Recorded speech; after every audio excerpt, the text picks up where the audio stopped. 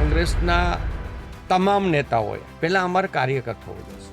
નેતાગીરીમાંથી થોડું બહાર નીકળવાનું. સ્ટુડિયો ઓન વ્હીલ સાથે અમે અત્યારે રાજકોટમાં છીએ. આજે સ્ટુડિયો ઓન વ્હીલમાં મહેમાન બન્યા છે ડૉક્ટર મહેશભાઈ રાજપૂત, જેઓ ગુજરાત કોંગ્રેસ પ્રદેશમાં ઓબીસી ડિપાર્ટમેન્ટના ચેરમેન પણ છે.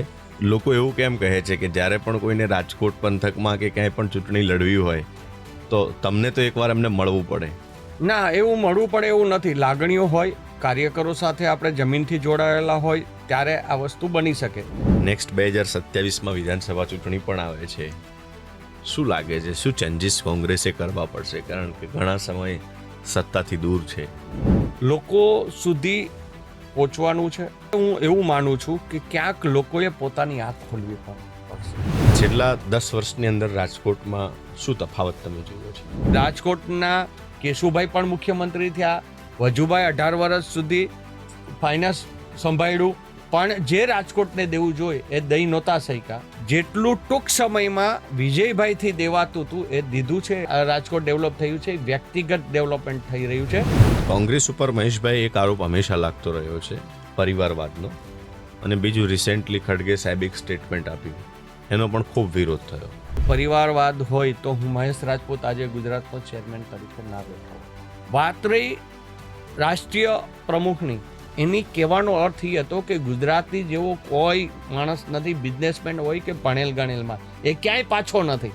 પણ માત્ર તમે હવે અભણ જેવી સ્થિતિ ન રાખો, તમે લોકો હવે આંખ ખોલો. નમસ્કાર, સ્ટુડિયો ઓન વ્હીલ સાથે અમે અત્યારે રાજકોટમાં છીએ અને અલગ અલગ લોકોને મળી રહ્યા છીએ. આજે સ્ટુડિયો ઓન વ્હીલમાં મહેમાન બન્યા છે ડૉક્ટર મહેશભાઈ રાજપૂત, જેઓ ગુજરાત કોંગ્રેસ પ્રદેશમાં ઓબીસી ડિપાર્ટમેન્ટના ચેરમેન પણ છે, કારડિયા રાજપૂત સમાજમાં અગ્રણી પણ છે અને કોંગ્રેસના એક એવા પાયાના કાર્યકર્તા છે કે ઘણા લોકોએ જ્યારે ખાસ કરીને રાજકોટ તરફ આવવાનું હોય કે રાજકોટમાં ઇલેક્શન લડવાનું હોય તો એમને એકવાર તો મળવું જ રહ્યું.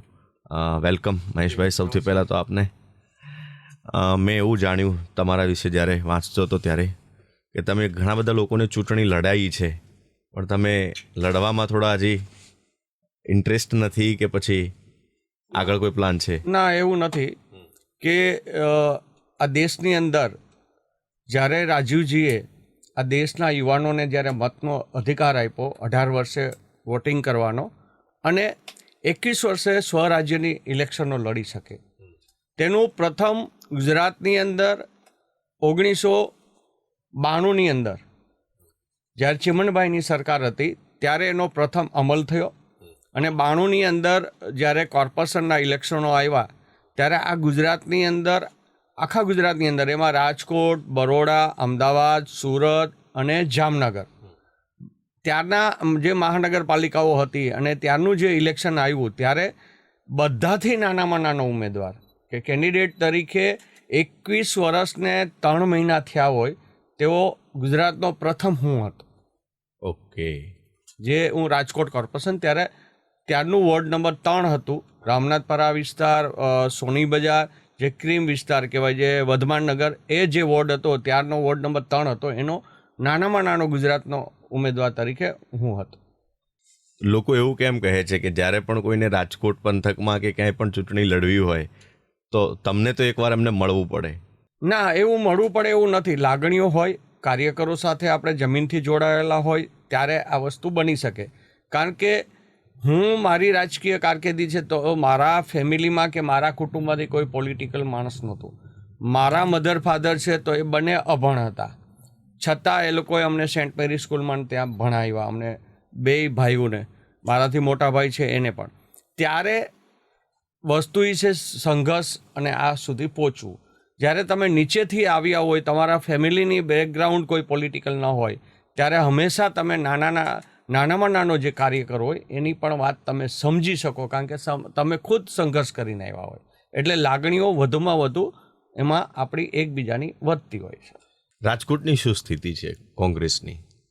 હાલની પરિસ્થિતિ કરીએ તો જ્યારે રાહુલ ગાંધીજીએ એક નવું ગુજરાતથી ચાલુ કર્યું સંગઠનની બાબતમાં, અને પ્રથમ એવું કર્યું કે લોકોને, કાર્યકરોને સાંભળી અને અધ્યક્ષો બનાવવા, અને એના ભાગરૂપે રાજકોટમાં યુથ કોંગ્રેસની અંદર પ્રમુખ રહી ચૂકેલા, NSCIના પ્રમુખ રહી ચૂકેલા એવા રાજદીપસિંહને ચાન્સ આવ્યો, એક યુવાનને ચાન્સ આપ્યો.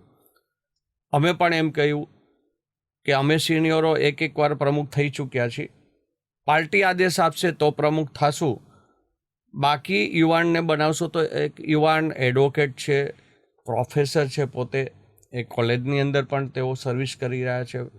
ત્યારે જે લાગણીઓ અને યુવાનોની અંદર જે જોશ આવવો જોઈએ એ જોશ અત્યારે દેખાઈ રહ્યો છે. કોંગ્રેસ જ કેમ પસંદ કરી? કોંગ્રેસ કરે એટલે આમ જો પ્રેક્ટિકલ કરો તો હું ક્યારેય કોઈ વસ્તુ છુપાવતો નથી. મારું પ્રથમ જ્યારે વિશ્વ હિન્દુ પરિષદની પ્રથમ યાત્રા રાજકોટમાંથી નીકળી 1988ની આસપાસ, 87 કે 88માં, મને પરફેક્ટ નથી, ત્યારે હજી હું યુવાન હતો, એક જનૂનથી ચાલતો હતો. મારી પાસે રાજકોટમાં મારા વિસ્તારમાં મારું યુવાનોનું સંગઠન હતું અને સંત કબીર રોડ બાજુ ઉપલા કાંઠે, જેને UK કહેવામાં આવે રાજકોટમાં, એની અંદર પણ મારું બેઠક ઉઠકને યુવાનોની અમારી એક ફોજ હતી. અને ત્યારે રથયાત્રા નીકળી એટલે અમારું એક જનૂન હતો, અને જનૂનમાં મેં એક રોયલ યંગ ગ્રુપ કરીને આખી એક ગ્રુપ સ્થાપ્યું. અને એ ગ્રુપની અંદર ત્યારે હું સિસ્ટમમાં આવ્યો, વિશ્વ હિન્દુ પરિષદની નજીક આવ્યો. મેં કીધું એમ રૂટો બદલાવ્યા. અને ત્યારના વખતમાં પોલિટિક્સમાં મારે રસ લેવો જોઈએ કે મારે આવવું જોઈએ, એના માટે મારો પ્રથમ મને સલાહ સૂચન મારા એક મિત્રએ આપી. તેને એના થ્રુ હું ઉમેશ રાજ્યગુરુના ટચમાં આવ્યો, અને ઉમેશ રાજ્યગુરુને અમે એટલા નજીક મિત્રો થયા કે તેના હિસાબે હું પોલિટિક્સમાં આવ્યો. અને હું પ્રથમ પોલિટિકલી મેં હોદ્દો એટલે પહેલાં બજરંગ દળનો સહકન્વીનર હું રાજકોટનો બન્યો, અને કન્વીનર કશ્યપભાઈ શુક્લ હતા. ત્યારબાદ તરત જ એક જ વર્ષની અંદર ચિમનભાઈ શુક્લે એમ કીધું કે બેટા તું આના માટે નથી, તારે યુવા મોરચાનો તારા વોર્ડનો પ્રમુખ બનવાનો છે. અને હું યુવા મોરચાનો વોર્ડ પ્રમુખ બન્યો હતો. અને ત્યારબાદ મનોહરસિંહ જાડેજા જ્યારે રાજીવજીનું જે કંઈ બનાવ બન્યો અને મૃત્યુ પામ્યા, એ સમયે એ સંસદ લડતા હતા મનોહરસિંહ જાડેજા, અને હું એમની સાથે, કારણ કે મારા ફાધરનું પરિવારનું રિલેશન મનોહરસિંહ જાડેજા સાથે હતું, એટલે હું 91ની અંદર મેં ભાજપ છોડી અને સીધો પ્રવેશ મેં કોંગ્રેસમાં લીધો. અને ત્યારે હું કોંગ્રેસનો વોર્ડનો પ્રમુખ બન્યો અને સાથે સાથે રાજકોટનો કારોબારી સભ્ય બન્યો હતો. અને એક જ વર્ષની અંદર હું 92માં ઇલેક્શન લડતો હતો. આખા ગુજરાતમાં ઇલેક્શન છે, સ્થાનિક સ્વરાજ્યની ચૂંટણીમાં, તો રાજકોટનો ડેટા એવો છે કે 2001 પછી ક્યાંય કોંગ્રેસ દેખાયું જ નહીં. 2015માં પણ 4 સીટથી રહી ગયું. એટલે જે પરિસ્થિતિઓ અમને જે આશા હતી, જે 2 વોર્ડની આશા હતી, એ 2 વોર્ડમાં અમે પાછા પડ્યા. બાકી 2015ની અંદર અમારી જે વ્યૂહરચના હતી, અને ત્યારે સંસદ તરીકે પૂર્વ સંસદ થયા હતા, અને રાજકોટના પ્રમુખ તરીકે કુંવરજીભાઈ બાવળિયા હતા. મારું કુંવરજીભાઈનું લાયસન્સ બહુ સારું હતું, અને કુંવરજીભાઈને જ્યાં પ્રથમ સંસદ લડાવી ત્યારે મેજોરિટી રોલ મેં ભજવ્યો. અને 2009માં પ્રથમવાર કુંવરજીભાઈ સંસદ થયા. ત્યારે રાતના 1 વાગે મને અહેમદભાઈ એમ કીધું કે બેટા તું ફટાફટ આ જગ્યાએ જા, અને અહીંથી આ વ્યક્તિ આવ્યા છે એને સાથે લઈને તું કુંવરજીભાઈને મળવા જા. એટલે અડધી રાતના ગયો હતો. ત્યારે કુંવરજીભાઈને સમજાવ્યા અને એને સંસદ બનાવ્યા હતા. એટલે કુંવરજીભાઈ સાથે મારું લાયસન્સ બહુ સારું હતું, અને એને ધ્યાનમાં રાખી ત્યારે 2015માં ગુજરાતના પ્રમુખ તરીકે ભરતસિંહ સોલંકી હતા, અને એમને રાજકોટ કોર્પોરેશનને ઇલેક્શનને ધ્યાનમાં રાખી પ્રભારી તરીકે હિંમતસિંહ પટેલ અને મિહિર શાહને મોકલા હતા. અને લાયસન્સ કુંવરજીભાઈનું અને ત્યાં ધારાસભ્ય તરીકે ઇન્દ્રનીલભાઈ હતા. એટલે બેયની વચ્ચે ક્યાંય એવો બનાવ ના બને કે જેનાથી અમે કોર્પોરેશન જીતતા રહી જઈએ. એટલે મને લાયસન્સમાં લગભગ હું રહેતો હતો. એટલે ત્યારે એ સમયે અમે 34 સીટે પહોંચી ગયા હતા જ્યારે રિઝલ્ટ આવ્યું ત્યારે. પણ અમારી ગણતરી જે હતી એ અમારી 40થી 42 સીટની હતી.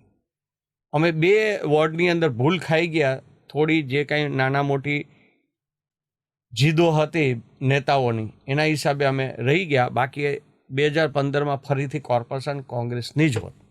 રાજકોટ કોંગ્રેસમાં જૂથવાદ છે.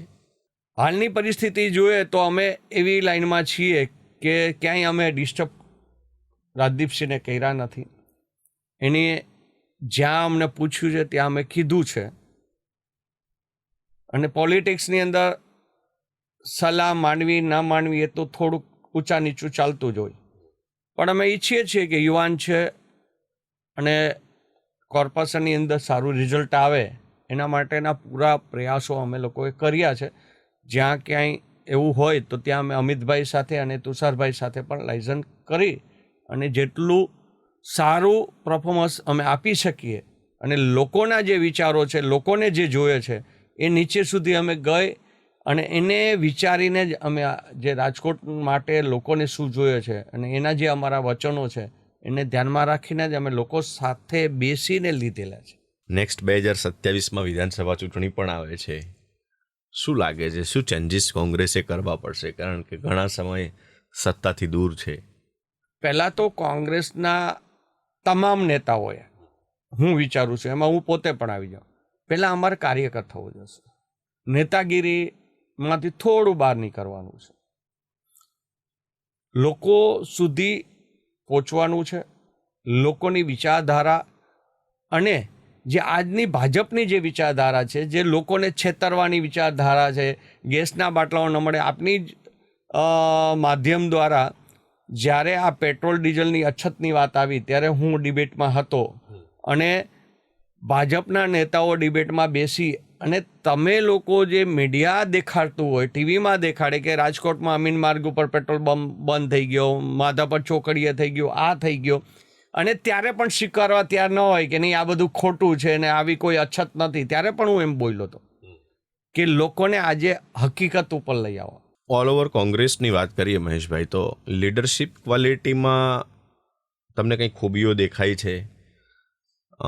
બીજું એ કે એવું શું છે કે જેના કારણે કોંગ્રેસ ગ્રાઉન્ડ લેવલ પર નથી પહોંચી શકતી, અથવા તો જે મતો છે એને ડાયવર્ટ નથી કરી શકતી ઇલેક્શનમાં? કારણ કે વારંવાર નિષ્ફળતા બેક ટુ બેક મળી રહી છે કોંગ્રેસને. જ્યારે હું એવું માનું છું કે ક્યાંક લોકોએ પોતાની આંખ ખોલવી પણ પડશે. લોકોએ સાચું જોવું પડશે, લોકોએ સાચું સાંભળવું પડશે. માત્ર સપનાઓથી આ દુનિયા નહીં ચાલે. અને ક્યાંક ને ક્યાંક રાજકોટ છે એ પહેલેથી એક બીજેપી માઇન્ડેડ વોટરોનું છે કોર્પોરેશનની બાબત કરીએ તો. બાકી વિધાનસભામાં આટલા સમય સુધી મનોહરસિંહ જાડેજા જીતતા હતા, નથી જીતા એવું નથી.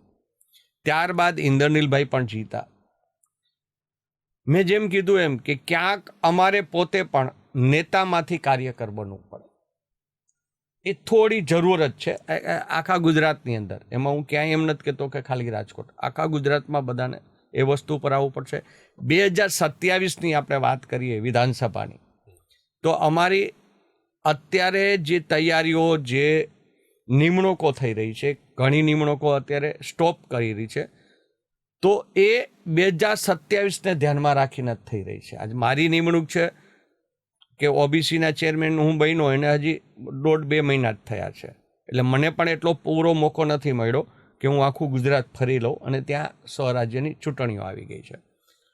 પણ ક્યાંક હું પણ એવું જોઉં છું કે મારી જે કાંઈ નિમણૂક છે એ 2027ને ધ્યાનમાં રાખીને છે, કે જે યુવાનો છે, જે નીચેથી આવ્યા છે અને એને ક્યાંક ને ક્યાંક અપ કરી અને એને જવાબદારીઓ સોંપવી, એ અત્યારે મિશન રાહુલજીનું છે. કે નીચેનો માણસ આવ્યો હશે જેની ઉપર કોઈ એનો પરિવાર પોલિટિકલ નહીં હોય, તો એ તાકાત અને એની સંઘર્ષથી આવ્યો હોય તો એ પાર્ટી માટે સંઘર્ષ કરે જ. અને 2027 એ અમારા માટે સંઘર્ષ માટેનું વર્ષ છે. એટલે આ ઇલેક્શનો જશે એટલે અમારે તરત જ 2027ની તૈયારીઓ માટે અમે લાગી જવાના છે. એનો પ્લાન અમે આજની તારીખમાં જોઈએ તો 50% તૈયાર થઈ ગયો છે. 50% આ સ્વરાજ્યની ચૂંટણીઓ પછી અમે કરીશું. લોકો સુધી પહોંચવું અને લોકોને ગળે ઉતરાવું. અત્યારે લોકો ત્રાહિમામ જ છે. સૌરાષ્ટ્રનો કોઈ ખેડૂત ખુશ નથી. લોકોને વાતો કરવી છે, પણ જે ખેડૂતોને જે વસ્તુ દેવી જોઈએ એ પૂરી કરી જ નથી શક્યા. આપણે જોયું છે ગુજરાતની અંદર કચેરીઓ ડુપ્લિકેટ નીકળતી હોય, પંચાયતની કચેરીઓ તાલુકા પંચાયતની ડુપ્લિકેટ બને, અને કરપ્શનની વાત કરીએ તો આજે પટ્ટાવાળાથી માંડીને બધા નેતાઓ કરપ્શનમાં. કોઈ જગ્યાએ એવું નથી કે કરપ્શન નથી લેવાતું. ડ્રગ્સની વાત કરીએ, જ્યારે ગુજરાતમાં એમ કહેવાય કે નશા મુક્ત ગુજરાત હતું, આજે નશાયુક્ત ગુજરાત થઈ ગયું છે. અને આના પછી હું પોતે પણ રાજકોટથી જ એવી પ્લાનમાં છું કે નશા મુક્ત રાજકોટ કરવું. પહેલાં જે યુવાનો નશા તરફ વહી ગયા છે, રાજકોટની કોલેજોની અંદર અને એની કોલેજોના જે પાર્કિંગ થતા હોય વાહનો, અને એ પાર્કિંગની જગ્યાએ ગાંજાઓ વવાઈ જાય ત્યાં સુધી કોલેજના માલિકો એમ કહે કે અમને ખબર નથી. તો તમારી સિક્યુરિટી શું કરે છે, તમારી કોલેજમાં શું કરે? રાજકોટ સિટીની નજીક પણ ક્યાંક ને ક્યાંક ડ્રગ્સની અને નાના જે 11મા 12મા ધોરણની અંદર ભણે છે એવા બાળકોની આજુબાજુ પણ નશા વેચાય છે. હું બહુ સ્પષ્ટ કહું છું કે મારી પાસે આજે એક ઓડિયો છે જે પરિવારે મને ફોન કરેલો છે. એ પરિવારે એમ કીધું હતું કે મહેરબાની કરીને તમે, મેં એમને કીધું તો તમારી સાથે આવો પોલીસ કમિશનર સાથે. એ એક પ્રિન્સિપાલ વાઇસ પ્રિન્સિપાલ સાથે ચર્ચા કરે છે. વાઇસ પ્રિન્સિપાલ એ બાળકના મધર સાથે વાત કરે છે અને એમ કહે છે કે તમારા છોકરાને આનાથી થોડા દૂર રાખો અને એને એમ કહો કે આ સ્કૂલના આ ભાગ છે એ ભાગ બાજુ ના જાય. એટલે એ બેન એમ પૂછે છે કે સર શું કામ એને? તો કે ત્યાં એ શેરીની અંદર બધા નશાવાળા લોકો હોય છે, એ આ છોકરો બહુ તમારો સારો છે અને ભણવામાં પણ હોશિયાર છે, પણ આ જે છોકરાઓ છે અને અહીંયા પાછળના ભાગમાં જે બહારથી છોકરાઓ બીજા આવે છે અને અહીંયા ક્યાંક ને ક્યાંક ડ્રગ્સની ને એની આ પ્રવૃત્તિઓ ચાલે છે. તો એ વાઇસ પ્રિન્સિપાલને એ વાલી એમ કહે છે કે તો તમે આ કેમ આને રોકાવતા નથી અને તમે કેમ પોલીસ ફરિયાદ નથી કરતા? તો કે અમે એમાં પડવા નથી માંગતા, તમારો છોકરો સારો છે એટલે અમે તમને કહીએ છીએ કે તમે તમારા છોકરાને બચાવી લો. તો આ ક્યાં શિક્ષણ જગત જઈ રહ્યું છે? શિક્ષણ જગત સ્કૂલના માલિકોની એ જવાબદારી નથી કે એ પોલીસને જાણ કરે કે અહીંયા ડ્રગ્સ વેચાય છે. અહીંયા 11મા 12મા ધોરણમાં ભણતા છોકરાઓને જો આ ડ્રગ્સની લાગતી હોય તો તમે વિચાર કરી લ્યો કે ગુજરાતની અને રાજકોટની મુખ્ય કોલેજોની આજુબાજુ શું હશે. કોંગ્રેસ ઉપર મહેશભાઈ એક આરોપ હંમેશા લાગતો રહ્યો છે, પરિવારવાદનો. અને બીજું રિસેન્ટલી ખડગે સાહેબ એક સ્ટેટમેન્ટ આપ્યું, એનો પણ ખૂબ વિરોધ થયો. શું કહેશો આપ? પહેલાં તો પરિવારવાદની વાત હોય, જો પરિવારવાદ હોય તો હું મહેશ રાજપૂત આજે ગુજરાતનો ચેરમેન તરીકે ના બેઠો હોય. મારો પરિવાર તો ક્યાંય રાજકીય છે જ નહીં. એટલે એ વાત હોય તો એનું નથી. અને પોલિટિકલી વાત કરીએ તો પરિવારવાદ આ ગુજરાતમાં ક્યાં નથી એ મને સમજાવો. ગુજરાતમાં પરિવારવાદ છે. આપણે માનીએ કે ના માનીએ તો ગુજરાતના પૂર્વ મુખ્યમંત્રી આનંદીબેન 3 વાર ગવર્નર બની શકે, જુદા જુદા રાજ્યના બની શકે. આજે વિજયભાઈ નથી રહ્યા તો વિજયભાઈના ઘરનાને રાજકોટની કારોબારીમાં લેવામાં આવ્યા જ છે, અંજલીબેનને. આજે આપણે ચિમનભાઈ શુક્લ, આ ગુજરાતની અંદર ચિમનભાઈ શુક્લ એટલે બહુ મોટું નામ હતું કે ભાજપ જ્યારે કાંઈ નહોતું, વજુભાઈ વાળા સ્કૂટર સાયકલ લઈને જતા પાથરે અને ત્યાં 25 માણસ કે 20 માણસ ભેગા થાય એટલે ચિમનભાઈ શુક્લ જાય અને ત્યાં ભાષણ કરે. તો આજે ચિમનભાઈ શુક્લના નેહલ શુક્લ હોય, કશ્યપ શુક્લ હોય, બેંકના ચેરમેન તરીકે એમના કશ્યપભાઈના મોટા ભાઈ હોય કે કાશ્મીરાબેન હોય, તો આ પરિવારમાંથી જ આવેલા છે. એટલે પરિવારવાદ ના હોય એવું ક્યાંય હોતું નથી. પરિવારમાંથી કયો છોકરો લાયક છે પોલિટિકલને અને આગળ આવે તો એને તમારે લાવવો જ પડે. એટલે પરિવારવાદમાં હું માનતો નથી. હા, તમારા બાળકોની કેટલી ક્વોલિટી છે એની ઉપર થાય અને પછી એને આપણે પરિવારવાદ કહીએ તો એ હું એમને સ્વીકાર્ય નથી. ખડકેજીની બહુ સ્પષ્ટ વાત હતી કે લોકો, એની વાત એવી નથી કે તમે અભણ છો. આ દેશનો ગુજરાતી છે ને એ આખા વર્લ્ડની અંદર બિઝનેસમેન છે, ભણેલો ગણેલો છે, અને કેનેડા હોય, અમેરિકા હોય, એની અંદર સારામાં સારા ડૉક્ટરો પણ છે. અને આ રાજકોટની વિરાણી સ્કૂલમાંથી ભણેલા ડૉક્ટર અશોક મહેતા જે વર્લ્ડ લાઇન્સના પ્રમુખ પણ હતા અને વર્લ્ડ લાઇન્સના ખજાનજી પણ હતા, તો એ રાજકોટમાંથી નીકળેલા છે. અને એ પણ વિરાણી સ્કૂલમાંથી, કોઈ પ્રાઇવેટ સ્કૂલમાંથી નહીં. આજે આ ગુજરાતની અંદર પ્રાઇવેટ હાટડાઓ થઈ ગયા. આ શિક્ષણ મોંઘું થઈ ગયું આજે શિક્ષણની અંદર પ્રાઇવેટ સ્કૂલની અંદર કોઈ બાળક જાય તો એ થાય, તો આંખ ખોલવાની વાત છે. તમે અભણ જેવી શું કામ ને આ ગુજરાતની પ્રજા અભણ હોય એવું દેખાડે છે? શા માટે ગુજરાતની પ્રજા રોડ ઉપર નથી આવતી? શા માટે સરકાર ચેન્જ નથી કરતી? શા માટે સારો વિપક્ષને ઊભો નથી રાખતા? એની કહેવાનો અર્થ એ હતો કે ગુજરાતી જેવો કોઈ માણસ નથી, બિઝનેસમેન હોય કે ભણેલ ગણેલમાં, એ ક્યાંય પાછો નથી. પણ માત્ર તમે હવે અભણ જેવી સ્થિતિ ન રાખો, તમે લોકો હવે આંખ ખોલો અને તમે જે ભણેલ ગણેલ છો ને એ દેખાડી અને આ સરકારને ચેન્જ કરો. આ વાત સાચી છે. રાજકોટ વિધાનસભામાં શું સ્થિતિ છે અત્યારે? શું ચેલેન્જીસ તમને લાગે છે?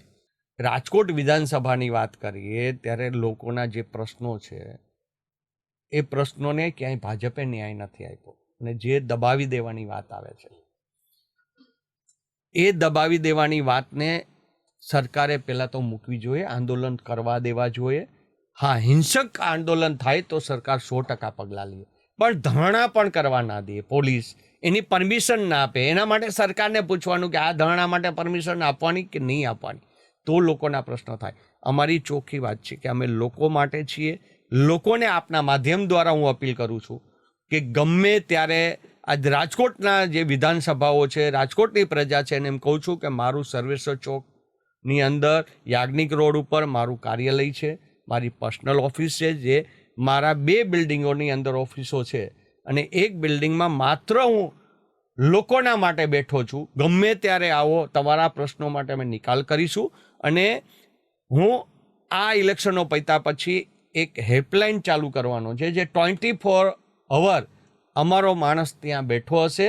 લોકોને રાતે 2 વાગે પણ ફોન કરશે તો એ ફોન ઉપડશે, એને થતી મદદ કરવાની અમે કોશિશ કરીશું. છેલ્લા 10 વર્ષની અંદર રાજકોટમાં શું તફાવત તમે જુઓ છો?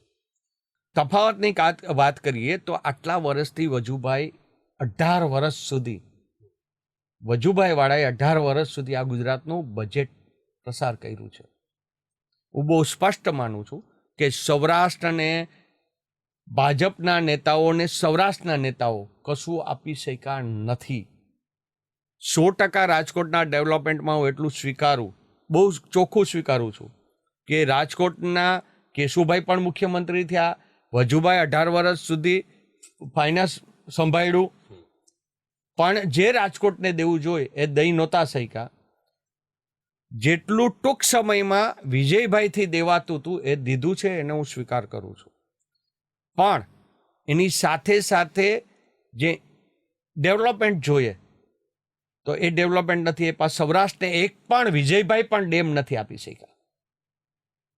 કારણ કે આજે રાજકોટ છે તો અંગ્રેજોના વખતમાં અને આપણી સરકારો જ્યારે આઝાદ દેશ થયો ને જે ડેમો બન્યા, કે હાજી ડેમ છે, એ બધા ડેમો એ વખતે બન્યા હતા ને ત્યારની વસ્તીને ધ્યાનમાં રાખીને. તો આપણે એટલું માન સન્માન થવું જોઈએ આ કોંગ્રેસની ગવર્મેન્ટમાં કે એ વખતનું વિઝન જે હતું અને એ ડેમો બન્યા, એના માટે હજી આજે રાજકોટ જીવી રહ્યું છે ને એને પાણી પૂરું થઈ રહ્યું છે. પણ આજની વસ્તી ને ત્યારની વસ્તી તો કેટલા વર્ષનું વિઝન ધ્યાનમાં રાખીને આ ડેમો બનાવ્યા. તો હવે સરકાર શા માટે નવા ડેમો નથી બનાવતા? આજે અહીંયા વસ્તી રાજકોટની ત્યારની વસ્તી ને આજની વસ્તી 100 ગણી વધુ. તો જે દેવું જોઈએ ના દેવું જોઈએ, ઇન્ડસ્ટ્રીઝ જે દેવી જોઈએ એ જે તે સમયની એ જ હતી. અને પછી આપણે સાપર વેરાવળ જોઈએ તો એ તો કોંગ્રેસના શાસનમાં સાપર વેરાવળ ને બધું ઇન્ડસ્ટ્રીઝ બની છે. ભાજપે કઈ ઇન્ડસ્ટ્રીઝ આપી રાજકોટને? કશી નથી આપી, એક પણ નથી આપી. હજી અમે જે જીવી રહ્યા છીએ કે આ રાજકોટ ડેવલપ થયું છે, વ્યક્તિગત ડેવલપમેન્ટ થઈ રહ્યું છે, સરકારમાં આમાં ક્યાંય રોલ નથી.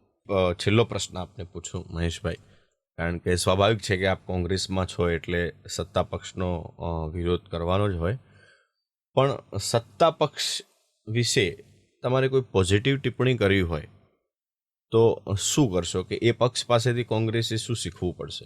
નહીં, જો બહુ સ્પષ્ટ કહું કે તમે જે એમ કહો છો કે તમે કોંગ્રેસમાં છો એટલે, પણ હું બહુ સ્પષ્ટ વ્યક્તિગત મેં તમને આ કીધું કે વિજયભાઈએ આ જેટલા ઓવરબ્રિજો બન્યા એ વિજયભાઈના હિસાબે જ બન્યા છે. એ પોઝિટિવ વસ્તુ છે કે લોકોના જેટલું એનાથી થતું હતું એટલે એને રોડ રસ્તાઓ રાજકોટના સારા કરાવી દીધા છે. ત્યાં વિજયભાઈ પોતે જ વહી ગયા. એટલે પોઝિટિવ હોય એને હું કહેવા માંગુ જ છું કે નથી થયું એવું છે જ નહીં. પણ આજે એવું ક્યાંય આ ગુજરાતમાં દેખાતું નથી સરકારનું કે લોકો માટે પોઝિટિવ હોય. આજે અધિકારીઓના રાજ આવી ગયા. પટ્ટાવાળાઓ, તમે દસ્તાવેજ કરવા જાઓ એમ કે હવે આપણે બધું ઓનલાઈન કરી નાખ્યું છે, પણ હવે એ રજિસ્ટર તમે રજિસ્ટર કરો એટલે તમારો વકીલ તમારી પાસેથી 2,000-5,000 રૂપિયા લે છે. અને હમણાં જ 2 દિવસ પહેલાનો જ વિડીયો રાજકોટનો નીકળ્યો છે કે એક રજિસ્ટ્રાર એમ કહે છે કે નહીં તમે આમ કરી નાખો, મને 5 આપી દેજો, તમારું થઈ જશે. મહેશભાઈ, આપ આપના સમાજમાંથી પણ અગ્રણી છો, ક્યાં જોવા માંગો છો આવનારા? જો મારા સમાજની વાત કરું તો હું કારડિયા રાજપૂત સમાજનો, અમારા અહીંયા રાજકોટની વાત કરીએ તો રામનાથપરા કારડિયા રાજપૂત સમાજ, બેડીપરા રાજપૂત સમાજ અને રજપૂતપરા રાજપૂત સમાજ 3 પ્રમુખો છીએ. હું મારા સમાજમાં પ્રમુખ બન્યો ત્યારે હું સમાજનો આભાર માનું છું આપના દ્વારા કે હું પીસીસીમાં બેઠો હતો. 2012માં માનસિંહભાઈ ડોડિયા યુથ કોંગ્રેસના પ્રમુખ તરીકે ચાર્જ લેતા હતા અને સમાજની અહીંયા મિટિંગ થઈ અને મને ફોન ઉપર એટલું જ કહેવામાં આવ્યું, તું સમાજ માટે ટાઈમ આપીશ, સમાજે નક્કી કરી લીધું છે કે તને પ્રમુખ બનાવવાનો. એટલે મેં એમ કીધું કે સમાજ મને સેવા કરવાનો મોકો દેતું હોય તો હું કરીશ, પણ સમાજને મેં એટલું જ ખાલી કીધું કે તમે ટ્રસ્ટીઓ મને મારા મુજબ લેવા દેજો. તો એ કોરમ તમે ખુલ્લું મૂકી દેશો તો હું 100% કામ કરીશ. હું સમાજમાં 13 વર્ષ સુધી મેં કામ કર્યું, મને સમાજે પૂરો સાથ સહકાર આપ્યો. અમારી જે સમાજની વાડીમાં જે પતરાઓ હતા એ પતરાઓ હટાવીને આજે 2 માળનું સરસ મજાનું અમારું ભવન છે. સમાજના પૈસાથી સમાજના લોકોએ ફાળો આપ્યો, સમાજે મને સપોર્ટ કર્યો એટલે થયું. આજે રાજકોટની અંદર 11 ગામની એક અમારું ટ્રસ્ટ છે જે 11 ગામોના કારડિયા રાજપૂત સમાજના સમૂહ લગ્ન દર વર્ષે અમે કરીએ છીએ. એમાં પણ હું ટ્રસ્ટી છું અને હું સમાજનો આભારી છું કે મારી ઉપર આટલો ભરોસો કરે છે. જ્યારે સુરેન્દ્રનગરની વાત આવે ભવાની ધામની, જે વજુભાઈ વાળા પોતે સંભાળે છે, એની જે કમિટી છે 51 જણાની, એ કમિટીમાં પણ એ લોકોએ મને લીધો છે. અને મને જ્યારે સમાજ કહે ત્યારે હું સમાજ માટે કામ કરવા તૈયાર જ છું. હું અને સમાજની અંદર ભાજપનો હોય, કોંગ્રેસનો હોય, કોઈ પણ પાર્ટીનો હોય, મારો એક નિયમ છે કે સમાજમાં હું 13 વર્ષ રહ્યો, બધાએ બેસવાનું, જે કાંઈ પ્રશ્ન સમાજના હિતની વાત હોય તો એ હિતની જ વાત કરવાની. સમાજના દરવાજાની બહાર જાઓ એટલે ભાજપ કોંગ્રેસ કરવાની છૂટ. અને એ વસ્તુમાં હું સફળ થયો અને હું મારું કાર્ય પૂર્ણ કરી શક્યો. થેન્ક્સ અલોટ મહેશભાઈ, આપ મારી સાથે જોડાયા. આપને જેટલા પણ સવાલો પૂછાય એના ખૂબ સટીક રીતે આપે જવાબ પણ આપ્યા છે. અને આઈ હોપ કે તમે બહુ સારી વાત કરી. જ્યારે કોઈ સામાજિક કામ કરતા હોય સમાજની અંદર ત્યારે આપણે પક્ષને બાજુમાં મૂકી દેવો જોઈએ. તો સ્ટુડિયો ઓન વ્હીલ્સમાં કોઈ નવા ગેસ્ટ સાથે ફરીથી મળીશું. Keep watching Gujarat first.